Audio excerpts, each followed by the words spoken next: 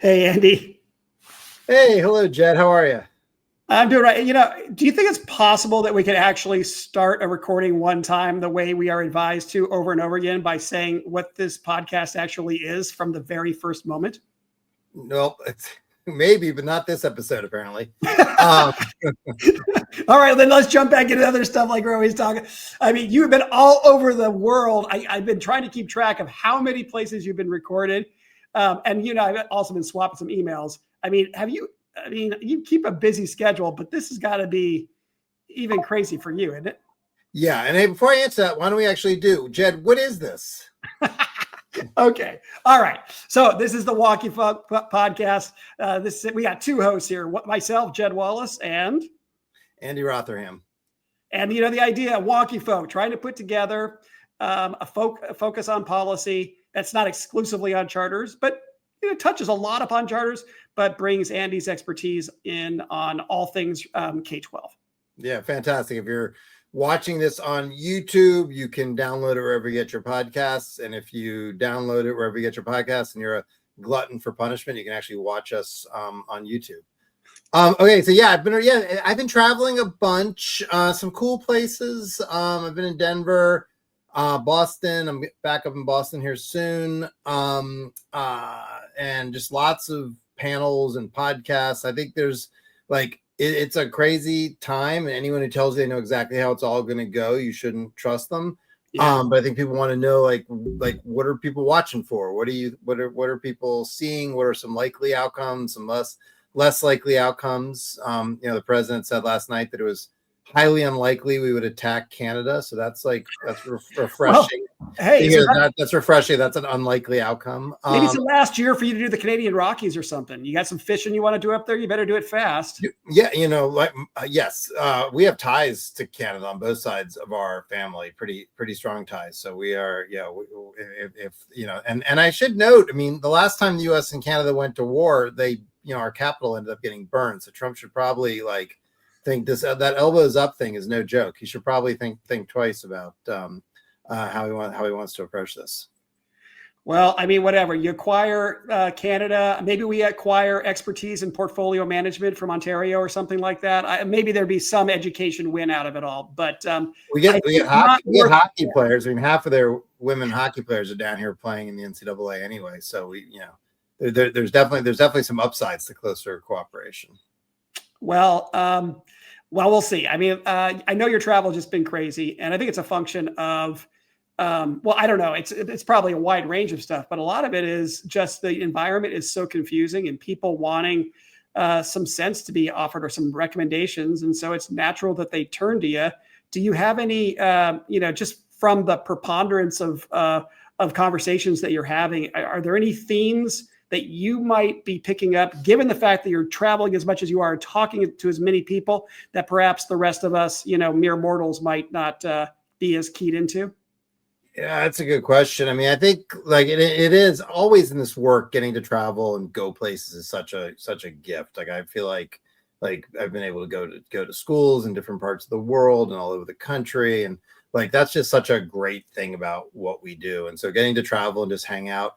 I mean, I think a couple of things. One, how much of this is Washington centric and not the effects of it and the consequences, I think, are pretty substantial, both nationally and globally.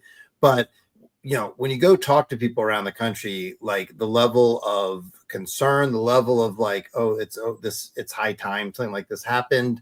I think people underestimate that.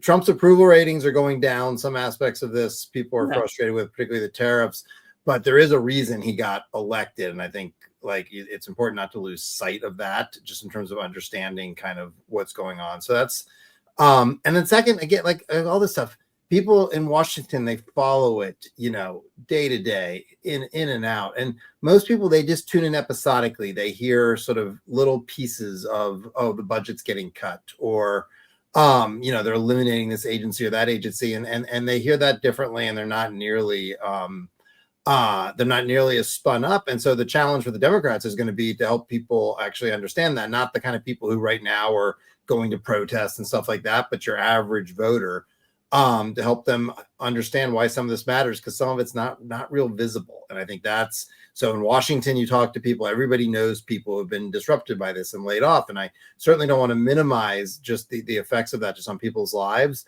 But that's not the case when you go around the country. A lot of this stuff I've talked about has a real long fuse on it. And so people aren't seeing it. And so you have to figure out, okay, how do you make the consequences of this real? How do you make the consequences of like disruption to some education research actually real? And then the third thing, just people are so frustrated with government not being responsive and all that. And this is just the latest chapter in that. And I think it's super important to see it sort of downstream of all these. Trump didn't just sort of wake up one day or just parachute into the scene. Like there's, this is the result of like a lot of stuff. And people are just really frustrated. And that's why they've toggled. That's why they've elected Republicans. And they're like, oh, that didn't work. So they elect Democrats. And like, oh, that didn't work. And, and these elections have been close. And that's, I think, very pronounced. I don't know if you saw, I had Marlon Marshall on a CharterFolk chat about a month ago, and he was really sharing, hey, let's make progress amid the disruption. And I think it's, when I think about almost anything else going on in education, there really isn't, from my perception, that much opportunity to make progress in the commotion right now.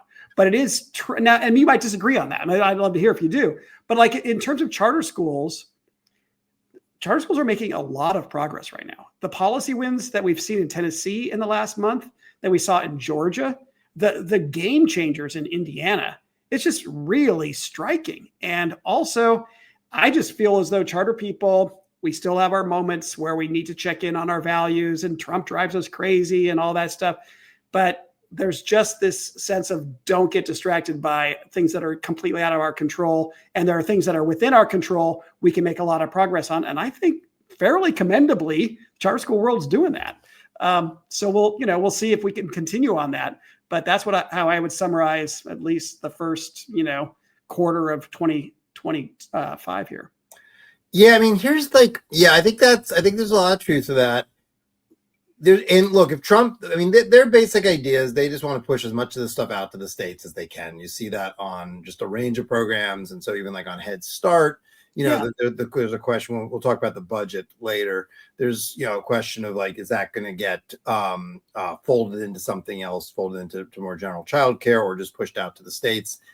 And that will create opportunities for sure. And you'll see some interesting, innovative stuff if that happens. It will also, though, and I think this is sort of the story of it. I haven't had time to write this, and I've wanted to write. I wrote a piece during the ESSA era that like we were basically saying variance is going to be what we're going to deal with, and we're not going to really try to mitigate that. I thought that was bad. I think there's a federal role in trying to mitigate that, but that was where we were going with ESSA, and this just like triples down on that. And so you will see there'll be opportunities. There'll be some very interesting stuff that will happen for sure. And then you'll also see a bunch of places that stagnate, fall behind, or worse. And like, if you're a movement that believes like the quality of the education you receive shouldn't be linked to your zip code, that is a worrisome prospect. It was worrisome under ESSA with the limited accountability there. And this will be less. So I think that's the story here. It's variance, and depending on people's priors and where they sit politically and how they sort of look at government, some people think variance, that's the price you pay for progress. Some people think that's something, I think a lot of us think that's something you want to try to mitigate without just completely squelching innovation and dynamism. And that's the balance you try to get right. And then some people want to just get rid of that through sort of leveling down, I would argue. But you've got those camps, and they're all going to, whatever camp you're in, you're gonna look at this. You're gonna look at it through that lens. Well, a question I'd like to ask you about, because look, I have no perspective on this. I'm just like so deep in the SCOTUS case, and I want to ask you about the SCOTUS case. But I want you to start. Because I mean, I'm nose down, and I've been writing a lot on this, and I've been trying to get deep on this. CharterFolk also, we submitted our own amicus because we were essentially asked to be the agent on behalf of the legislators that passed, original charter school law. I saw they had Ember and some other people. Yeah. It was actually a pretty interesting crowd because it was just a few more Dems than Republicans. There were Governor Owens from Colorado, the Lubbers who passed the original law in Indiana, the Michigan sponsor who also was a Republican.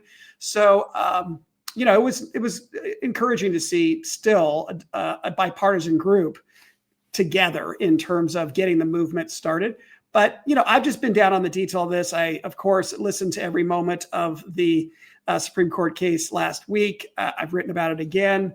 I can go into whatever you want to go into, but I kind of feel like a good starting point was, hey, I'm so deep into it. Maybe I'm blind or maybe I can't see stuff. What's your take, looking at it from your vantage point here? That you should never try to predict these things, but people going into it were like 4-4 seems really possible. Maybe, you could even pick up 2 justices. There was talk of that.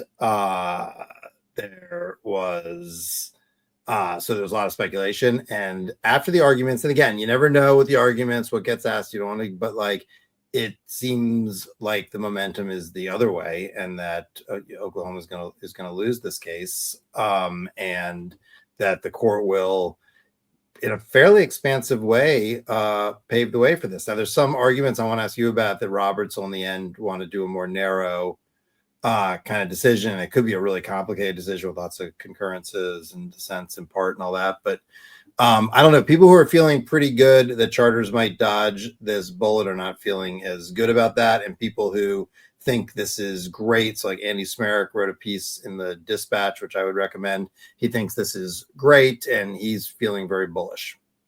Yeah, I think that the tenor of the discussion outside the court, as I've heard it described from close friends who were there, was the religious liberty crowd high-fiving, feeling very good about things. Our world not as excited about how the conversation had gone. Upon more reflection and going back into the case or into the transcript, I think we more come back to these things that were hanging in the balance going into the case seem as though they're still hanging in the balance. It really comes down to Roberts. We know. It was a little bit surprising to see Kavanaugh as decidedly in the religious liberty camp as he was. I also think it was a little bit surprising for us to see Gorsuch perhaps not as firmly, in it as we might have presumed. But that was the inverse of what people were saying ahead of time. They thought Kavanaugh was maybe more in play and Gorsuch not. That's, I keep going, but that's, I think, and we should also for anyone who hasn't been following this closely, we're not talking about Justice Barrett because she's recused, and so there's only 8 justices voting on the case. But if you look at the key thing here, we've known this for a long time. Given that Barrett is recused, that it all comes down to the Chief Justice. What is Roberts going to do? Roberts has basically been the architect of the 3 cases that get us here: the Espinoza, the main case, and clearly he's going to want to write something that preserves those cases. But he started out his first question, to those arguing for St. Isidore was, hey, those 3 cases were about a far smaller level of involvement of the state in the oversight in the whole program whatsoever. And this is different. So, or tell me that it's not and why it's not. And I don't think they answered that. I really don't. And I think the way that he chose, he could have phrased that question however he wanted to. He went to the case where it was I think it's Trinity Lutheran. This is the one where they were going to surface a playground, right? And he could have phrased that however he wanted to, but he was like, hey, in that case, the state's involved in sharing wood chips on a playground. This is not sharing wood chips, at least from a program standpoint. So why do these 3 cases prove to be the analog for this one? And I think that that the Isidore people just punted that. They were like, it does not matter what the program is. It does not matter what the level of involvement of the state is going to be in all this stuff. It all comes down to is the entity a religious entity or not, and is it being excluded because of its religious status, and they just refused to answer it. So, and he came back to it multiple times. And I even think that Alito prompted, the third. Actually, it's the U.S. Attorney General. Hey, come on, answer the Chief Justice's question here. And again, they balked at it. So that's a good starting point for us. And why do you think they balked? Because I think that they don't really have an answer, because it's clear that, providing wood chips, or providing a voucher to parents who can then choose from there where they're going to go. There's the level of involvement of the government in those programs is much, much lower. Wait a second. You're going to be an authorizer. You're going to decide what schools get to open and which ones get to close. You're going to have to decide when schools' performance is so low, and you're going to have to, make an argument for your decisions that are not like, religiously biased or something like. Obviously, the level of involvement here is much, much higher, and I just don't think they wanted to get into it. And isn't that though? Is there a path where where you essentially get a ruling that says if you want to keep this arm's length, you can. If you want to get more involved, then you're going to have to change. You have to change your laws and so forth. Like, is there a chance we get a decision like that? I don't know. I mean, I think. The people from this, from the religious liberty side, really want to bring this back to Amtrak and LeBron and the definition of state actor. It's not the great frame for us, frankly. But hey, if you apply Amtrak's governance requirements to the charter school governance requirements, charter schools fail, the Amtrak test. And our world gets squeamish about saying that there's anything different about our governance and Amtrak's governance. But that's one where I feel like some nuance. I think we don't want to say, hey, Supreme Court, we need you to make up a whole new body of law or a whole new framework. No. Okay. LeBron and Amtrak works. There's a 5-prong test. But let's talk about a couple of ways that we pass 2 of those prongs that are unique to charter schools. Because if you asked us to pass it like Amtrak is a federally, created thing. And it only needs to be created in statute one time, right? So when one of the arguments is are you directly created in statute? The idea that each charter school that exists in the United States, we would have had 4,000 statutory decisions to create each school, it's nonsensical on its face, right? But that's not to say we have to throw out LeBron. For each of those, you can make the argument about this is the way that we pass each of the prongs with slight adjustments that I argued in what I wrote over the weekend. You could say is actually a level of government involvement that's beyond what Amtrak lives with. We're at a standard beyond, but I didn't really feel we made that argument, as crisply as we could have. I think that was a strategic choice. I think they were like, maybe this is wading in a minefield. Let's leave it unspoken. But it speaks to what I think is a potential solution for us here. Well, and talk about the public-private thing, because it seems like charters are a little bit like we have Schrodinger's charters now. Like no one knows, are they public, are they private?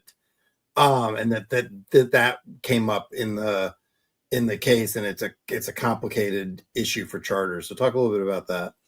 Yeah, I think a lot of this just comes down to is the difference making thing the governance status of the entity in the space, and that's where the religious liberty people want to keep it. Hey, if you don't pass the LeBron test, okay, then you are not a state actor. And if you're not a state actor, then you're a private actor. And I'm sorry for religious institutions to be discriminated against in that context is impermissible. I think the piece, I think this somewhat, you could say that Roberts was going in this direction. Hey, we're not providing wood chips here. We're providing public education. And it's perfectly reasonable for a state to decide what public education is. So, a solution I suggested could be an ending point here is that, Roberts ends up siding with against the approval of this case, saying that it's perfectly reasonable for Oklahoma to say that public education shall be non-sectarian. But he can also signal that the 3 cases that he's already decided upon make clear that a religious institution cannot be excluded solely because it's religious. So, hey, if you've got religious players in Oklahoma that want to operate a charter school and are willing for it to be non-sectarian, you cannot exclude them. And by the way, you get your charter and you want to do things before and after school or whatever, that's going to be within your purview to decide what to do then. But within the context of the delivery of public education, it's reasonable for Oklahoma to have its non-sectarian requirements. I don't know. What do you think? I don't know. And I'm curious, give us the range of outcomes that you see are possible here. So from the most expansive to the most limited, the most expansive ruling for St. Isidore and the most expansive ruling for Oklahoma. I think to the least. What the worst could be for us is something saying it's discrimination against a religious entity, and not only must you give them a charter and allow them to operate a non-sectarian school. No, you must allow them to be sectarian and do whatever they want. And the only excuse you can have for not giving religious institutions, that authority to be in the space is if they are government controlled, and they've got to pass the LeBron test, which means their boards have got to be majority controlled by the school district, this is a nightmare scenario for us. It's a nightmare scenario for us. And if you look at what General Sauer said, I mean, whatever. I don't want to say it was a conscious, a willing deception. But when he said that California is already in a situation where its charter schools would pass that test, that was not accurate. It absolutely was not accurate. And the religious liberty people, are saying this over and over again. There actually isn't that big a risk. We can do this thing and there's not going to be that much needed change. Not true. Not true. In California then, and lots of other places, blue states, we would see then all this work being put toward how do the charter school entities come back under the direct control of government to the same degree that Amtrak is directly under the control of the federal government. That's really bad. What are some other possible outcomes? I think there are, well, I'm doing a lot of speculating here. And I want to... but I think it's to help people understand why they should pay attention when this case, comes down a month or 6 weeks. It could be that we could have a 4-4, which leaves the answer unsolved. And do the religious liberty advocates come back again when they feel they have a context that would not require Barrett to recuse herself? That's a possibility.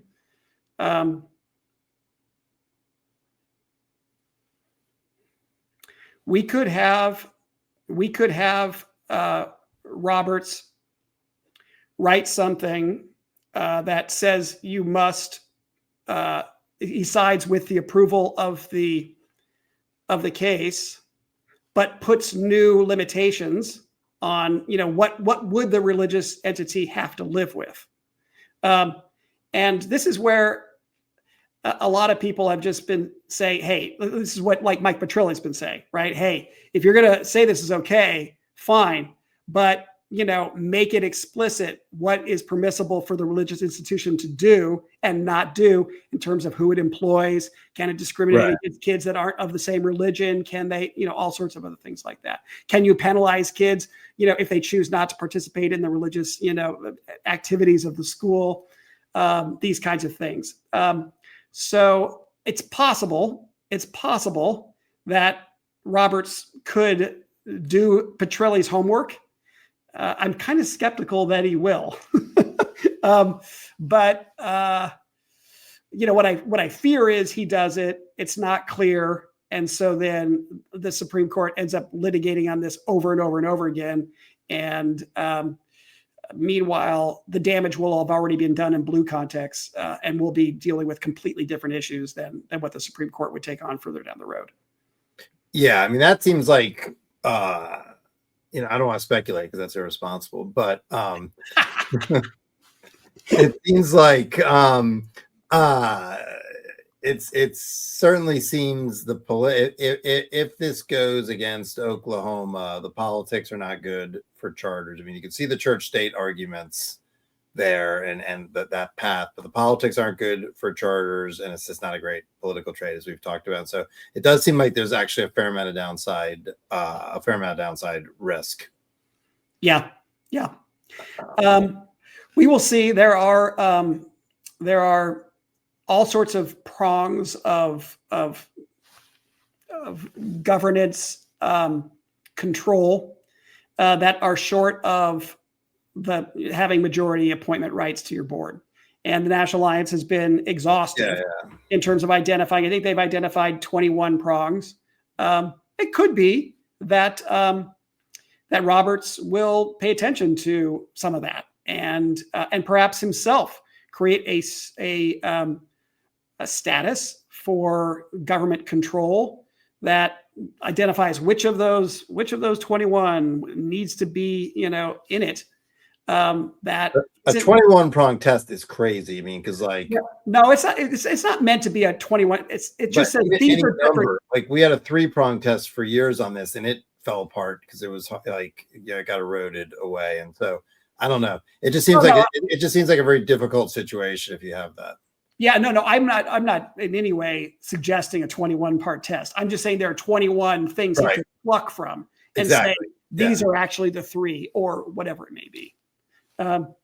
But your sense in your conversations outside of Charterland, I mean, if you're outside of Charterland, you look at the New York Times, you look at the Wall Street Journal, you look at the people that have generally summarized the argument, and you say, hey, get ready, something approving a religious charter school seems to be in the works. And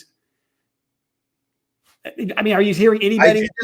I would just say, just a matter of politics, it'll be very difficult to describe what is a charter school, because there's going to be so many caveats, whereas it used to be relatively straightforward. And the branding was pretty good as a result. And this will just be, it'll be very difficult. Like, what is one?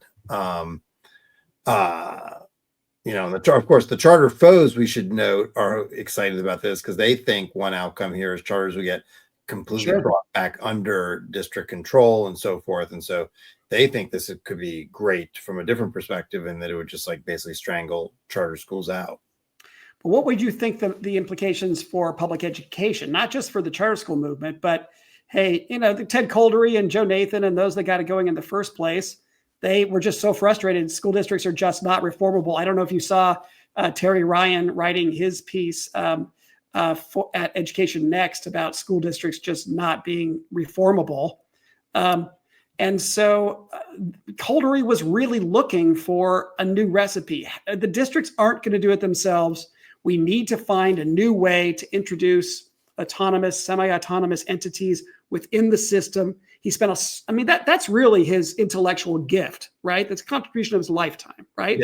Yeah. And he thought this mix and the concept of chartering coming from English, common law, blah, blah, blah, all the way back. He thought that he had come up with a construct that would hang together. Now, it's possible that the Supreme Court says, yeah, it was nice thinking, Ted, but ultimately, no. If you're going to have, any third party here, then you got to break down the wall between church and state. That essentially says, which we should note, Ted could not have seen coming because he was writing about that in the 90s. Totally. When you didn't even have Zellman yet, so you didn't have the beginning of the real piercing of the church state wall was getting eroded in some of these cases in terms of stuff that made sense. Like you could use, you could give books to and Title I aid to Catholic schools. You could give books. You could even give technology and computers. But we hadn't yet crossed the line of tuition, and there was nothing like the cases you mentioned, Espinoza and Trinity Lutheran and Carson, and so Ted was writing in a completely different context from the one we're in now, just from a point of view of like Supreme Court precedent. So he couldn't have seen this. But if the court is, I'm a Ted fan, so I'm gonna, Well, but if the court says, sorry, the only public schools are ones that are directly operated by the government,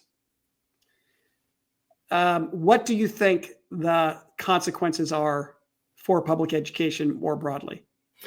I think public education has a kind of an existential crisis here, because that is a problem for public. The scenario you just laid out is a big problem, but so is this general sort of unbundling we're seeing. And there's a second case we can talk about a little bit, Mahmoud versus Taylor on opting out.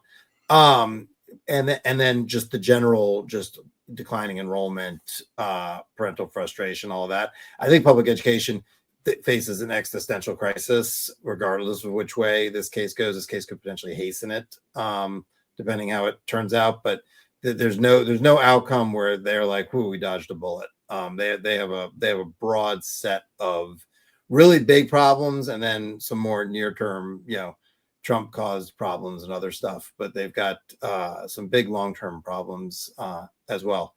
And I don't think school districts are irredeemable. I'm not in that camp. They're certainly troubled, and they're really hard to reform and all that. And I do think Ted had it right when he said like they shouldn't be the only people who can operate public schools. You can have public education can be delivered in different contexts. Like I like that. And so I think he had an elegant solution. It's just circumstances have changed. The appetite for choice has changed. You and I have talked about it. I mean, we're living in a different time. It's back when Ted was writing that, like giving 2,000 kids in Washington, D.C. vouchers was hugely controversial, right? And was, the subject of, presidential vetoes and all of it. And now, like Texas passes this huge program, and it's not really, it made news, but it didn't get the attention you would think a program of that size would get. So we're just operating in a different time now.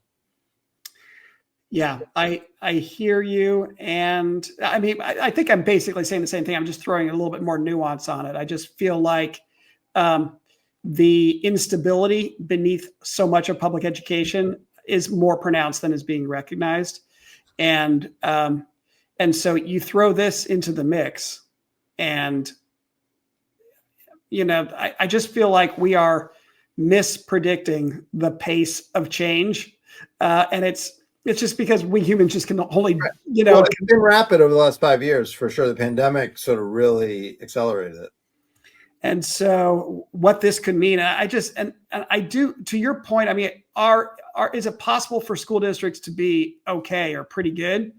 I think in more affluent areas, in smaller school districts and those kinds of things, I believe it may, in fact, still prove workable. I'm not convinced that those schools are as good as people in the burbs tend to think that they are. But what we could find is the throwing up of walls. We talk about these red lines and attendance boundaries and all that kind of stuff. I mean, if our school districts, our big urban school districts, just implode at the pace that could happen right now, the flight to safety and the walls that could be thrown up. Yeah, we could have public education. Public education is going to be in suburbs only, in more affluent areas only. And it'll just be free for all, perhaps in a lot of other places. Well, it'll be residential based, which we have now, but that'll become even more exclusive. I do think like scale is the enemy. The bigger these things are, the harder it is. I mean, you think of these large districts, the scale of the things they have to do before they even get to teaching and learning. But that's a function of the way we fund schools. And so you've got to have these large systems. Otherwise, you don't have the property wealth to fund these things. And so some of this is just like these basic sort of foundational sort of issues. If we had a better way of financing schools than local property wealth, then you could do something about some of these scale questions in a more thoughtful way. But like LA is a really great example of that. The district, the district, if you broke it up in any sort of rational way, just like looking on a map, it would be devastating for parts of the city. And so and that's because California does a uniquely bad job funding schools, but in general, we do a poor job. Yeah. Well, it provides a great segue because, we have all these dynamics about just parents not happy with the offerings and our entities just struggling from a pure implementation standpoint. I don't think from a resources standpoint, at least not through COVID. I mean, our problems in COVID was not that we didn't have enough resources, right? And now we're going into a period where the punch bowl is being pulled back. COVID funding is going away. We're already finding a lot of states whose budgets are under pressure. We're seeing a lot of states who are also feathering in extremely expensive private school choice programs, choosing to pay for the education of more affluent people who they had not been paying for in the past, which is going to strain budgets further. And now we see, the starting point of the Trump administration budget. There's a lot more detail that's needed. But last week we saw in more detail than we've seen before. What did you make of what the administration revealed last week? It's theater. They're under pressure to say something, and so and literally, like the appropriators, they call them the who chair the various subcommittees overseas every agency. They call them cardinals, which particularly, I guess, depending on your view, particularly appropriate or inappropriate right now. But the administration hadn't been meeting with them, and they were frustrated and so forth, and so they're demanding, like, we want numbers. But you get this thing, like in the old days, like I'll tell a funny story. In the old days, you used to get the president's budget request would come out. And it would come out like on normal time under the Budget Act of 74. The procedures are laid out there. And then they would do this thing called the budget in brief, which would be like the summary of like a high level. And that would like go out and, and that's what most people would read. But then there was the actual, really thick, substantial budget documents. And they would make T-shirts for kids of people who had worked on the budget that said budget in brief, like for little T-shirts for little kids. So it was all a joke. But the budget was actually serious, and you paid attention to it, and then they negotiated. We're so far from that. I mean, The budget process is completely broken down. The Trump people are saying they don't have to follow it anyway with the Impoundment Act and so forth. And the skinny budget, that's not a thing. The old thing that you might have said was the skinny budget was the budget in brief. It was an abridged version of a full piece of work. The skinny budget, it's just like this new construct. Everybody's like, oh, it's a skinny budget. But like, that's not a real thing. And so I say that by way of saying, first of all, you got to wait to see what is their full budget and what are they up to. And second, the Hill gets a say here, and I think it's really notable. Like the Hill, they are now like the chairman of the Appropriations Committee is saying, "Hey, you know what? Like he pushed back the administration very explicitly when they're like, we can get this through Congress. He's like, you know what? I think Congress actually has a better sense of the tensile strength of Congress politically and what's going to get through or not. So there's open pushbacks. I don't mean to I don't want to dismiss it and I shouldn't pay any attention to it. And obviously, given the Republicans' fealty to President Trump, if there's an account or a program you care about, it's better to have it on the nice list than the naughty list for sure. If your program zeroed out, that's not good because that sends a signal. And if your program is, and we can talk about the charter school program, that sends a different signal. That's good, but fundamentally, what the Hill does, they generally disregard the president's budget requests. That's not just Trump. That's a lot. Lot. They take it under advisement. I think they're going to do their own thing, and they've got, they're trying to pass this big reconciliation bill, tax cuts. They've got enormous pressure. So I think it's gonna be hard. And the first thing I would watch to see how much deference is they've got a rescissions bill, and it's not unprecedented. In the first term, they had a big rescissions bill, $15 billion, and Congress didn't pass it. And then the administration kind of gave up and just went on with business as usual with other stuff. I think you may see the same. I would watch that. If they can't get the rescissions bill through, and there's a bunch of stuff in there that there's a fair amount of opposition in the Senate, and some of it would struggle in the House, I think that'll be a tell. That's the kind of stuff I would pay attention to. Can you describe the relationship between rescissions and the reconciliation process? I mean, if it gets into reconciliation, do they have to follow up with the specific rescissions that would be consistent with reconciliation? How does this work? The rescissions is a separate. It's under the Budget Act. It's a separate procedure. The president can ask, and members of Congress can too. They can ask for rescissions. They get voted on under special rules that I hope you won't ask me to explain because I can't remember them all, but there's some special rules. And basically, if it doesn't pass, the president can't come back and ask for them again. It's a one-time thing. Now, here's the part of the problem. The administration is arguing that parts of this, the Impoundment Act, is unconstitutional, which they can say that. No court has ever said that.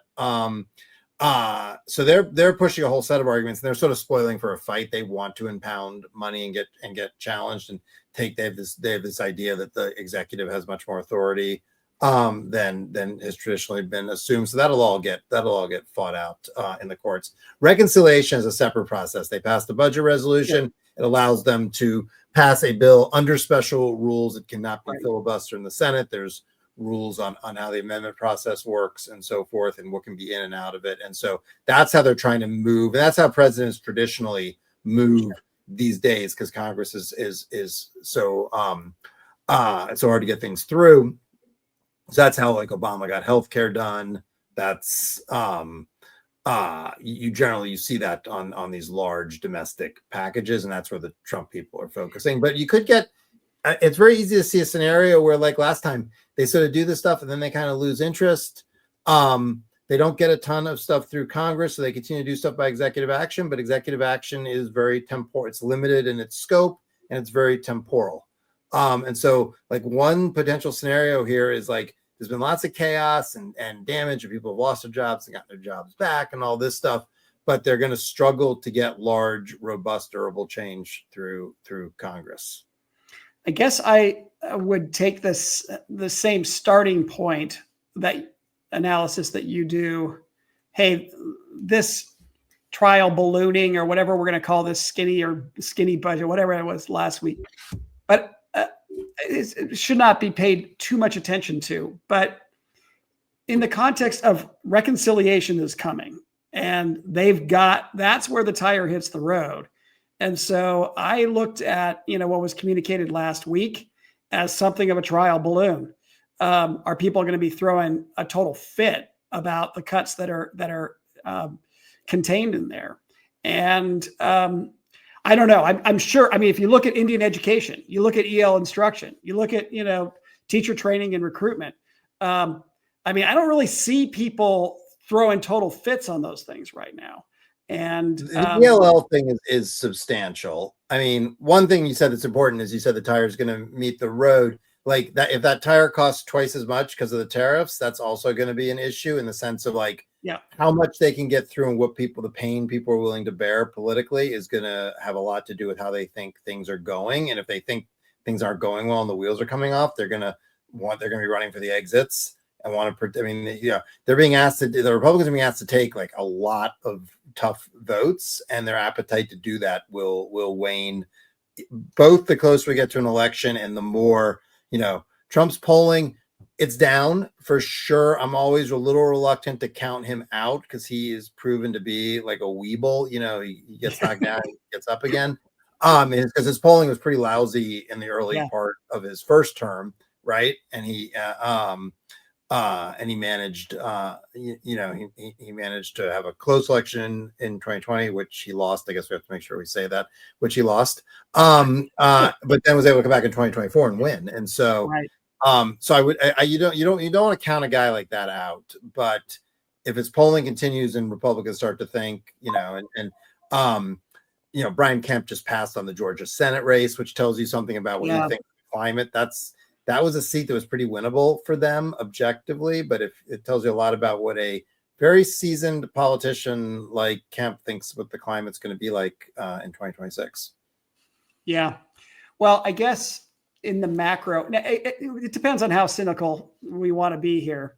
It could be that this whole reconciliation process that will just be a total, complete fiction.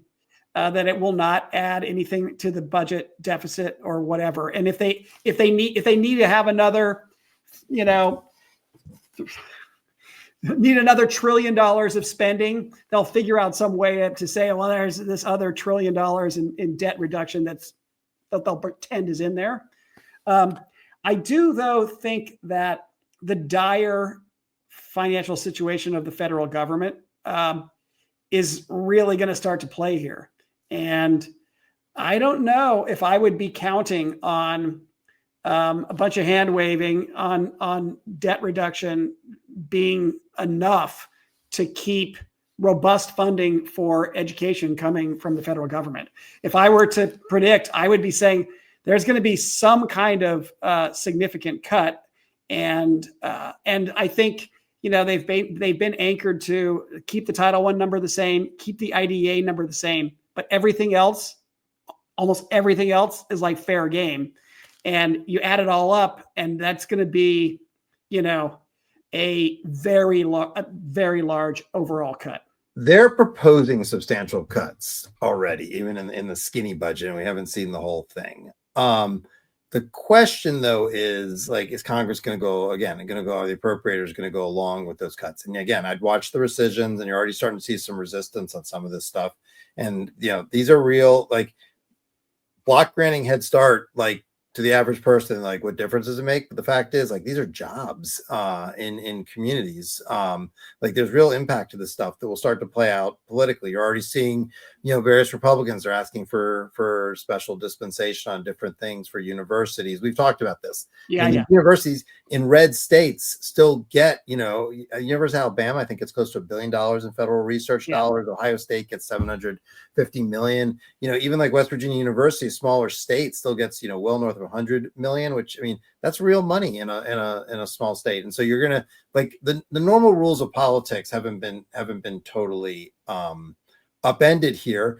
And as the president, if he is running into political trouble and so forth, they're gonna have to pay attention to that. And the other thing I would just watch is he's very good at, he gets you all. So he puts out this skinny budget, and everyone, there's a bunch of cuts to National Park Service in there, which I don't like. But what I like less is they want to make it easier to sell public lands, and they want to make it easier for various kinds of extraction activities on public lands. That stuff's happening sort of separate, right? And that stuff's happening through administrative rules and so forth. And he's very good at, on a bunch of these issues, you can all focus on the one thing. Meanwhile, there's a bunch of stuff happening somewhere else. And so I think it's also just really important to kind of keep your eye on the ball. There's so much happening. It's easy to get distracted. So am I reading, your prediction is the federal government is going to maintain a level of investment in K-12 comparable to what it's been doing historically, because there's just not going to be enough votes in the Congress to support significant. Well, here's the thing, comparable to what? So these baselines are sort of pick yours, and there's sort of a little bit of you can choose your own adventure. So comparable to the pre-COVID baseline, comparable to the, and if you want more spending, you always, whatever gets spent, you then build that into your new baseline. So are we talking the pre-COVID baseline? Are we talking the post-COVID baseline? Because we threw in a ton more money, right? And so when you say it's traditional level, do we mean post-COVID? No, I'm talking pre-COVID. Yeah, no, I actually think we'll stay somewhere in that ballpark. There will probably be cuts, but again, this money, states need this stuff. They're not going to be able to be weaned off it very quickly.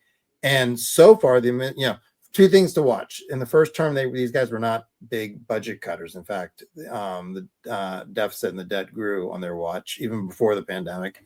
And Trump, I don't see him that's not the hill to die on. He wants other stuff, and he seems much more interested in government restructuring, programmatic restructuring. You even see, so they said on the Indian education construction grants, they said, we're going to, there's problems with this program, we're cutting it, and then we want to figure out different ways to do it, which I think is really important to, I don't have great confidence in their ability to execute based on what we've seen, but they do have a plan where they're we're going to rebuild some of this stuff. It's going to look different. I think it is cavalier to assume they just don't have any kind of a plan. They do. I don't have a lot of confidence in it myself, but They think, okay, we can cut some of this stuff and then rebuild and make this more efficient. That's what they're operating from. If they were here, that's what they would say. So I would summarize that you're more optimistic than me. You think the federal investment in education is going to stay about the same. I don't. I think it's going to drop fairly significantly. You think it's going to drop fairly significantly under pre-COVID levels? I do. Yeah. I think that, and a part of this is because the red states are changing and they're going in voucher and other directions. And people are going to realize that funds can't be used for those purposes. And if that's the case, in the end, they're going to say, forget it. You're not allowing federal funds to flow to what we consider our priorities. In the aggregate, it ends up shrinking.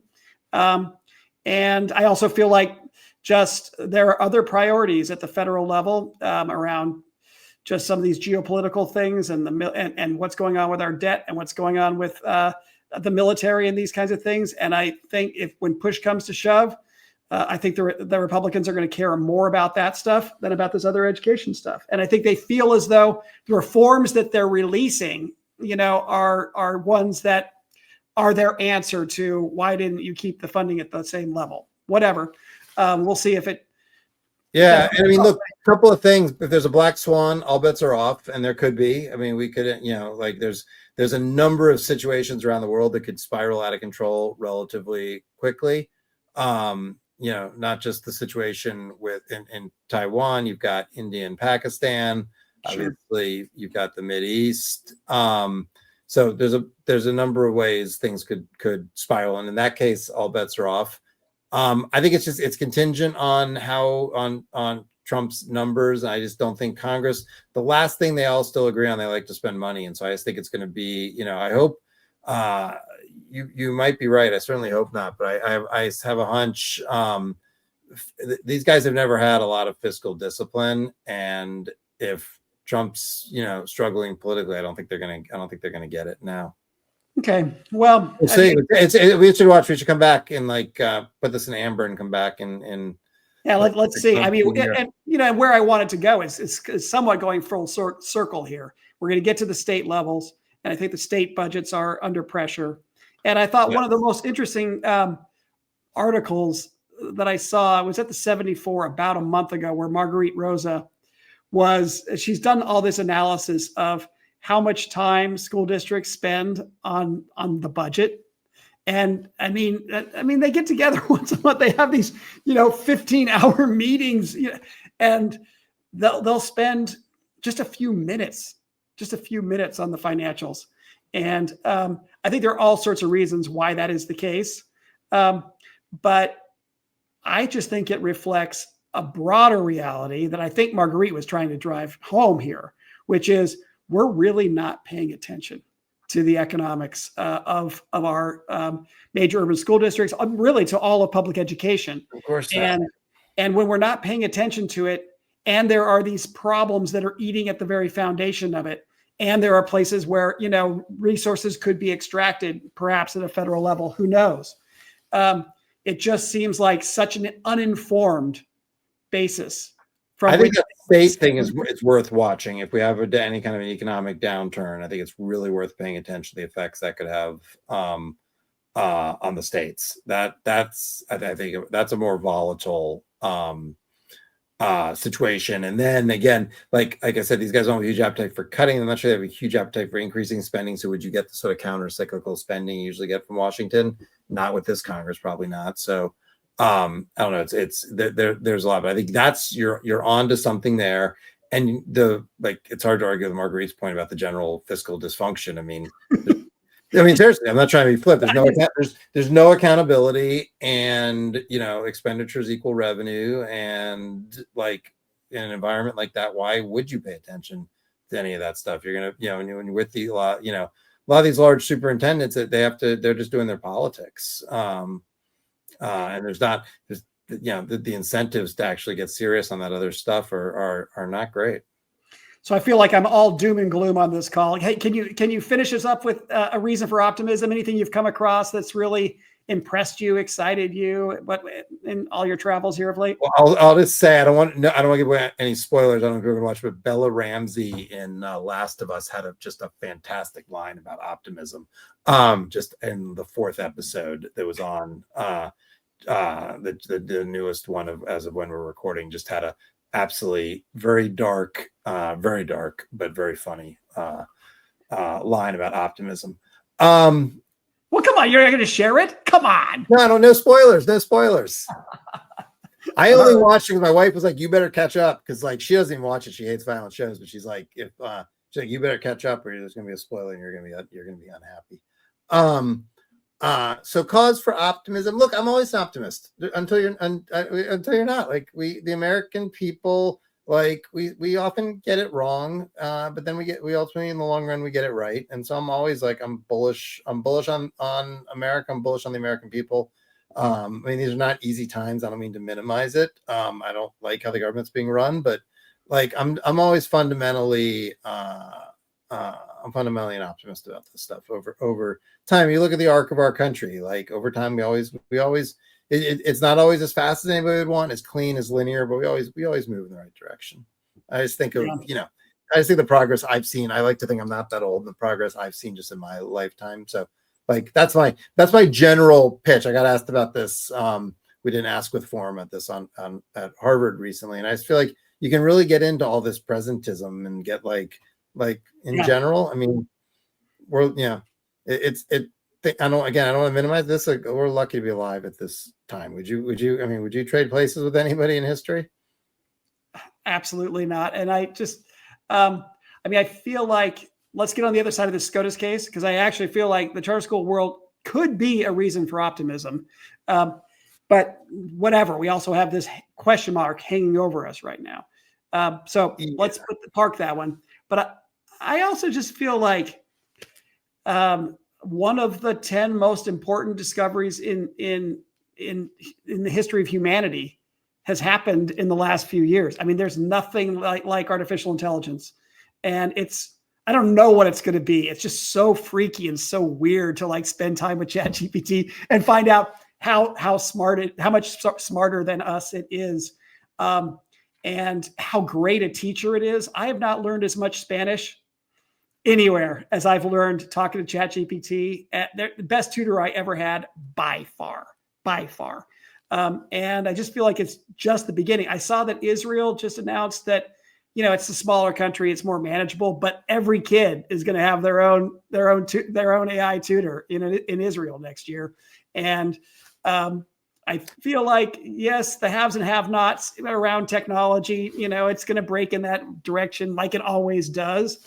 But there's just something so foundational about it this time, and so accessible to everyone that I don't know. It's possible that learning could really accelerate. It's exciting. I'm not as bullish as you are. I'm also not. I'm not as. I mean, there's some people who just think it's all bad. I don't think that either. But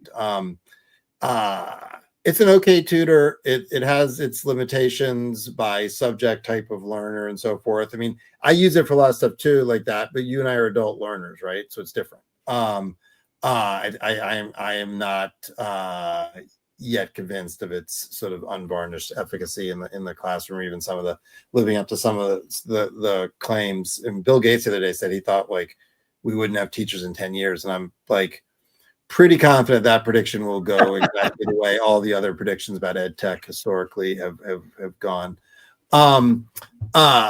I do think in terms of the workplace and the economy and all that, it's going to have huge impact, and coupled with sort of automation and so forth. I mean, we have like a major jobs kind of issue coming because of some of the tasks that it can do and is quite good at. And I think in education, it's going to have huge impact. Some of the stuff we were talking about, I mean, oh my God, turn it loose on urban, a bunch of urban district functions, finance, efficiency, spending, transportation, and it can find all sorts of it's very effective, and is going to, education sort of data 101 kind of revolutionized how we started to think about school. I mean, you remember, wasn't that long ago, we couldn't compute graduation rates. We had to estimate them because you couldn't get a proper numerator and denominator to even like make that estimate. And so it's going to revolutionize that the way education data to some extent already has, but just at another level. So I am excited about that. I think it's going to bring us back to a very, very central question,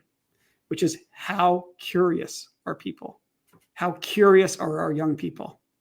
And if you can maintain a posture of curiosity, such that the thing teaches you and you get smarter rather than you're not curious. I don't give a damn about this stuff. Please do it for me so my brain can go back to.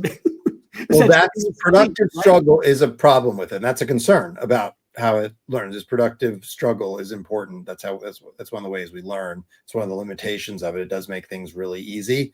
And I mean, look, the internet, we're struggling through in politically and in life, what has happened when you sort of de-emphasize knowledge and emphasize, you can just look stuff up randomly and you get decontextualized facts. Like that is part of the problem with our politics right now. Is it's being fueled by that. So I think kids are naturally curious. And I think they stay curious. One of the great tragedies of our public education system and our education system in general, frankly, public-private, is it's very effective at beating the curiosity out of them over the course of the years. So I'm less concerned about that than I am this issue of productive. It's how you actually learn stuff is really important. And the quest for sort of efficiency and fast could minimize that. And we're already seeing, I mean, I don't know, we're already seeing the generation of kids who didn't have to get knowledge, were just told they can look it up, and it shows up in sort of writing, analysis, all of that. It's not great education. I'm actually concerned, a little different than you, that we won't have, that the digital divide will be the affluent will continue to get really good, authentic instruction. And it'll be like, let Claude teach the kids kind of thing. And that'll be really bad for poor kids. It'll be more efficient. They'll get more of that, and that they will lose out on those. Because like one other thing that's been true for a very long time is like that teacher student, we haven't figured out how to replicate or really effectively duplicate that. There's something to that interaction as humans, and we fuck with that at our peril. Yeah. Well, Charter Folk's been going for 5 years, and I'm looking forward to the next 5. And I think the next 5 years. Congratulations, Jed. That's a big deal. That's a really big deal. It's really cool. I mean, I was at a national gathering, and I was just like struck by, geez, everybody here's talking about Charter Folk. They reference Charter Folk all the time. But, I was going to bring it more back to our board's meeting in July, and we got a plan for the next 5 years. And I think we're going to see more change in public education in that 5-year period than we've seen maybe forever. And, to have you as a thought buddy through all of this, hey, once a month, I mean, somebody I can process all this stuff with, I'm just grateful for the time we spent together and the relationship we've built, and the fact that we're going to keep talking about these issues for years to come now. Yeah, no, thanks. I really enjoy this a lot. And 5 years, I'm really impressed. I didn't know it had been, I knew it had been a couple of years that. And yet I agree with you. I think it's going to be a very fast, I don't disagree about the pace of change. And I do think it'll be good, as you said, to get the one thing with the Supreme Court case, just getting a little bit of clarity on it one way or the other. Will then, once you know what's going on, then you can plan. All right. Well, listen, take care until next month. You too. Okay. Great seeing you. Bye-bye.